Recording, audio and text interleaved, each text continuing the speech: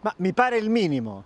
Io sto ponendo in essere una grande battaglia politica. Non voglio soltanto amministrare la città di Agrigento, voglio che da Agrigento parta un grande messaggio di riscatto morale per l'intera Sicilia. Io sono cresciuto nel mio impegno politico avendo negli occhi il volto di Pio La Torre e Rosario Di Salvo sfigurato dai proiettili. Io sono tra quelli che hanno partecipato alla Camera Ardente di Pio La Torre in corso Calatafimi. Io sono tra quelli che organizzarono con Rocco Chinnici e con l'attuale procuratore capo di Milano la manifestazione dentro Giurisprudenza nell'82, una settimana dopo l'omicidio La Torre, per ricordare dentro una facoltà di giurisprudenza che Palermo era una città di mafia. E oggi io sfido fortemente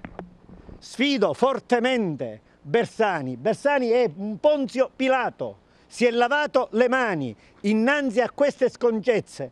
Emilia Vacca, il suo coordinatore, è l'ancella di Ponzio Pilato.